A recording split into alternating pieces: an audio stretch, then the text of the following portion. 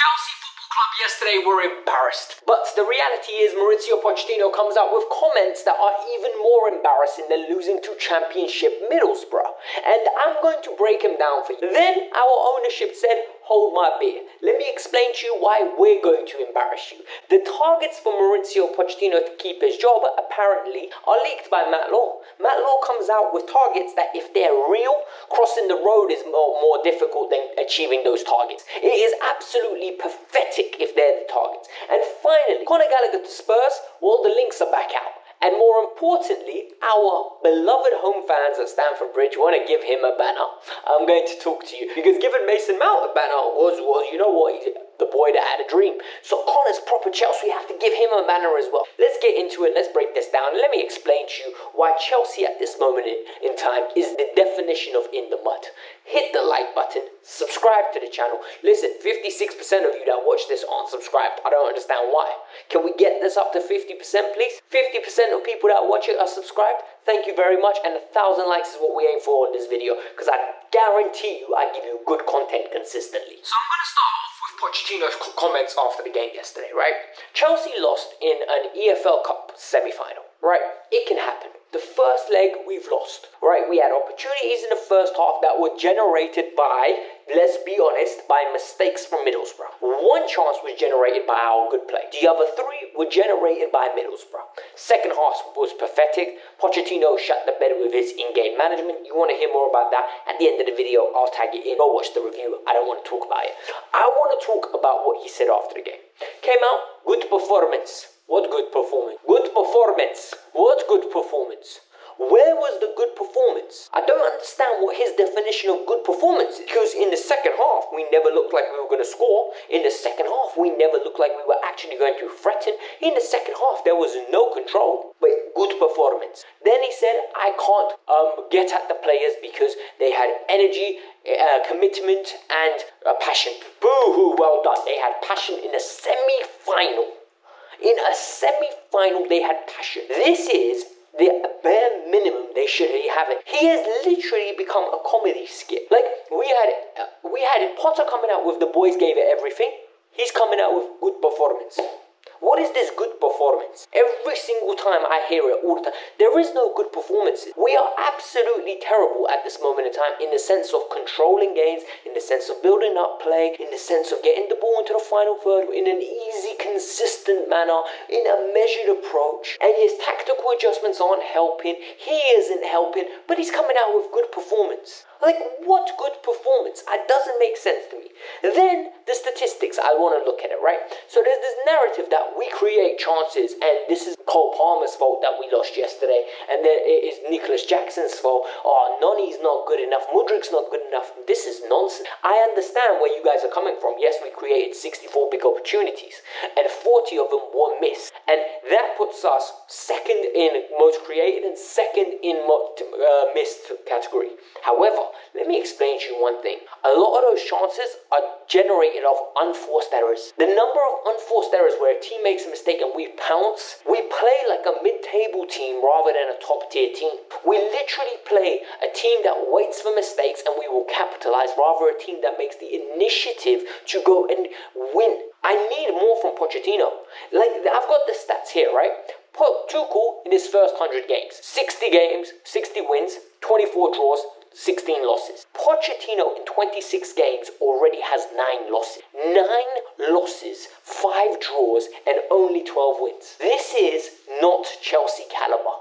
Pochettino needs to fix up as soon as possible because he will lose his job. Well, at least that's what I thought. But then Matt Law comes out. And you know what? When there's smoke, there's fire. And trust me, Matt Law's the one putting the oil and the gasoline over the fire. So Matt Law comes out. Matt Law saying that Chelsea's owners at this moment in time believe that they made mistakes in the past. They should have stuck with Graham Potter. They should have stuck with Thomas Tuchel. And they do not want to repeat the mistakes of the past. Well, let's break this down. Tuchel was a mistake. We can agree on that. Because I was telling you, don't get rid of the best manager in the world. You arguably don't get rid of one of the best managers in the world.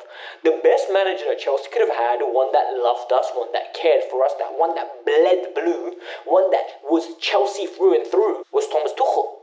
And every single person cannot deny that. We were in sanctions, Tuchel said we will drive the bus. We were in C19, Tuchel said I'll drive the bus. Tuchel said I will coach this team till I get told I need to leave. And guess what? He got told to leave. Then you give Graham Potter the chance. You give Graham Potter the chance, Graham didn't do well. We all agreed. I was the first one to say Potter is not of the level of Chelsea Football Club. You sacked him. But why did you sack him? Because the fans in the home stadiums turned. Because the fans turned. This makes me sick. The idea that you, as an ownership, listen to fan pressure makes me sick. Because in their logic, it wasn't Potter's underachieving, let's sack him. It was Potter is underachieving, but the fans are unhappy. We need to get rid of him. Wow. Absolutely bravo. Honestly, this is leadership. This is charisma. This is the real leaders of today. Pathetic. Then we need to talk about the next element now. Matt Law's coming out and saying Chelsea, or current stance of Pochettino is simple. We're fully behind him. And the reason we're behind him, we're still in European contention. European contention is Champions League football. They view at this moment in time European contention as Europa League and Conference League. You must be bluffing. You should be ashamed of yourselves. You have single-handedly lowered the standard of this club. This club was an institution that for the last 25 years was known to win cups, known to achieve success on home and abroad. Domestically strong, abroad even stronger. Our Champions League pedigree, our Europa League pedigree is there to be seen. Twice in the Europa League, two times winners. Multiple times in the Champions League, semi-finals, finals, quarter-finals, consistently. Yet, now we have got settled down for the Conference League. The Conference League could save him because it is viewed as progress going from 12th to fucking 7th. 12th to 7th is progress for Chelsea Football Club. £500 million spent on the first team, not the billion that everyone says, and that's progress. Be ashamed of yourselves.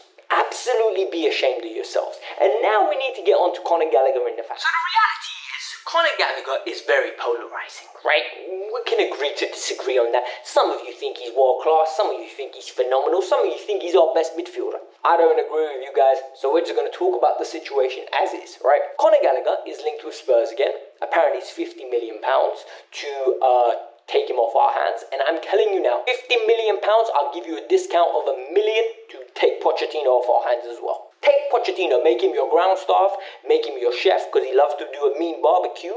Then make him the translator for Ainge. If Ainge doesn't know how to speak Spanish, he can deal with the Spanish-speaking players. I don't know. Find him a role. Find Pochettino a role in your staff because the reality is he's not welcome at Chelsea. I don't think he's of the level of Chelsea Football Club. The stats here suggest it. 12 wins in 26 games. I'm sorry, it's not acceptable, geez. You lost to Middlesbrough yesterday. And you came out and said, good performance. Good performance. What good performance? I'm sick and tired of good performance. Every game, good performance. There is no good performance. I'm tired of it. I'm genuinely tired of it. Now we need to talk about the reality of what's happening with Conor Gallagher. We need to stop, guys. I understand, right? Firstly, I want to say this. Match-going fans, I want to give you a lot of applause. Because a lot of you went to Newcastle. So, for foreign fans that don't know, London to Middlesbrough is basically close to Newcastle, right? It's not too far. It's like a 4.5, 5-hour commute from London. So that is a commitment midweek. They went up there, they sang their hearts out, they supported the team, and they were angry after the game. Rightfully so. And I think the players should have went over and clapped them a bit more. But then there's a segment of fans now that want to give Conor Gallagher a banner. They want to raise $7.5K to give Conor Gallagher a banner. On what ground does he merited a banner? And you know, there's going to be a bunch of people that say, you know what, Alex, this is not right. You're not donating any money, so why should you have a say? Because the reality is, I'm not donating any money. But what I don't want to happen is the meaning of a banner to dilute. I don't want what a banner represents to dilute. Chelsea Football Club is an institution of serious players. Players like Azpilicueta, John Terry, Frank Lampard, Eden Hazard had banners. Tuchel had a banner. Special players, I know Rich James had a banner. Ruben Loftus-Cheek, one of the few players that made it through Cobham and actually made an impact at Chelsea, had a banner. Mason Mount won a Champions League, and I didn't think he deserved a banner. I genuinely didn't, but guess what? He got one. What has Conor Gallagher done to deserve a banner? And then the statement that was released, I swear, it really triggered me. It shouldn't, but it did. Because it said, he comes from a Chelsea family. Oh my God. Well, whoop-de-doo, his mum and dad and granddad support Chelsea, must give him a banner. How many kids in the academy parents most probably support Chelsea? Guess what? Because they're feeding him. Chelsea provide a great monetary service for Conor Gallagher. Conor Gallagher got a great education because of Chelsea, got great coaching because of Chelsea, and more importantly, he's now earned multi-million pounds because of Chelsea. So don't give me this nonsense, oh, the family support the club. He's been with us since 8. For me, that's nonsense. That does not, in my opinion, warrant him getting a banner. What warrants him getting a banner is performances on the pitch where we're not 10th. We can't be giving banners over 10th. You want to give banners over 10th? You might as well give banners to every single person. I want Cole Palmer getting a banner. I want Malo Gusto getting a banner. I want Nicholas Jackson getting a banner. I want Mikhailo Mudryk getting a banner. I want every single player in the team getting banners. What is this nonsense, man? Stop diluting the emblem of a banner.